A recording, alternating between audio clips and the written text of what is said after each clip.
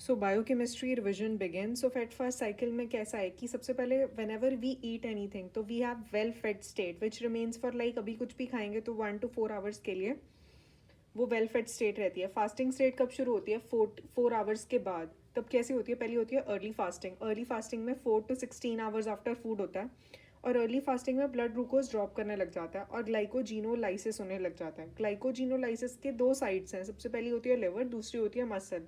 जो सबसे पहली साइट है लिवर वो प्राइमरी साइट है और सेकेंडरी साइट जो है वो हमारी मसल है। फिर उसके बाद फास्टिंग जो है जब 16 to 48 आवर्स हो जाते हैं खाना खाने के बाद, वो वाला जो टाइम होता है वो होती है फास्टिंग स्टेज। वहाँ पे लिवर का ग्लाइकोजन जो है पूरा का पूरा डिप्लीट हो जाता है। अभी क्वेश्चन आया था प्रीवियस ईयर में कि ब्लड ग्लूकोज जो है वो एज ग्लाइकोजन की फॉर्म में क्यों स्टोर होती है? Because it is compact. इसीलिए ग्लूकोज जो है ग्लाइकोजन की फॉर्म में स्टोर होती है क्योंकि वो कॉम्पैक्ट होता है, राइट? तो 16 से 48 आवर्स के बाद लिवर का जो ग्लाइकोजन है वो पूरा डिप्लीट हो जाता है। अब हमें ग्लूकोज तो चाहिए, तो ग्लूकोनियोजेनेसिस होती है। तो ग्लूकोनियोजेनेसिस होनी है तो वहाँ पे हमें एटीपी की ज़रूरत है। तो जब एटीपी की ज़रूरत है तो beta oxidation of fatty acids होगा। Beta oxidation of fatty acids क्यों होगा? क्योंकि हमें एटीपी चाहिए और वो हमें एसिटाइल को भी देगा जो कि हमें ग्लूकोनियोजेनेसिस में हेल्प करेगा। जो एसिटाइल को है ना वो एक एलोस्टेरिक एक्टिवेटर है of the first step of gluconeogenesis which is pyruvate carboxylase. क्योंकि जो एलोस्टेरिक एक्टिवेटर का क्या मतलब होता है? एलोस्टेरिक एक्टिवेटर जो होता है ना, अगर इसकी एक्चुअल हम डेफिनेशन देखें तो वो ऐसे है कि एलोस्टेरिक एक्टिवेटर जितने भी हमारे बॉडी में होते हैं वो जो है वो डायरेक्टली नहीं एक्ट करते। एक मल्टी फंक्शनल एंजाइम होता है। मल्टी फंक्शनल एंजाइम जब होता है उसके बाद वहाँ पे उसके ऊपर साइट्स होती हैं।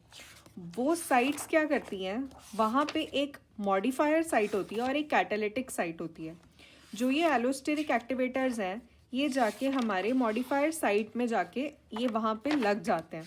तो जब ये मॉडिफायर साइट पे जाके ये लगेगा तो वहाँ पे इसके पास क्या चीज़ें बननी शुरू हो जाएंगी? एंजाइम जिसकी activity in the catalytic site is modified by the presence और absence of a modifier.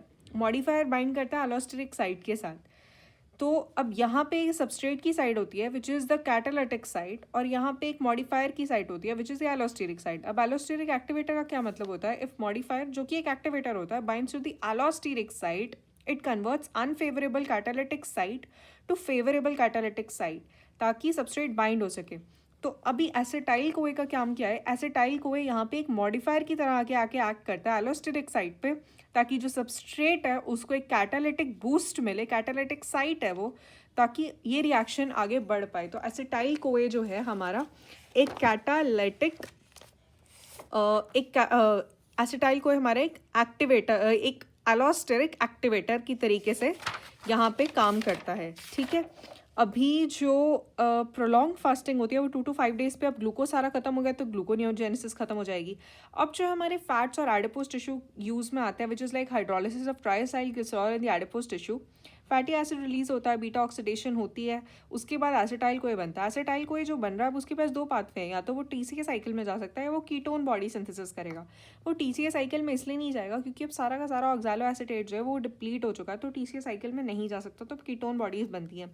Prolong starvation जो होती है ग्रेटर देन 5 डेज में अगर हम बोलते हैं तभी होती है प्रोलॉन्ग स्टार्वेशन। एंड उसमें कैसे होता है कि अंडर जैसे कि फैटी एसिड ऑक्सीडेशन होती है, फैटी एसिड ऑक्सीडेशन कम हो जाती है, एसिटाइल कोए कम हो जाता है, कीटोन बॉडी सिंथेसिस कम हो जाती है, मसल प्रोटियोलाइसिस जो है बढ़ जाता है। ये हमारा फेट फास्ट साइकिल था। फेट फास्ट साइकिल से पहले भी क्वेश्चंस पूछे जा चुके हैं नीट में स्पेशली, तो ये हमारा डन हो गया। अब बायोकेमिस्ट्री ऑफ फेट स्टेट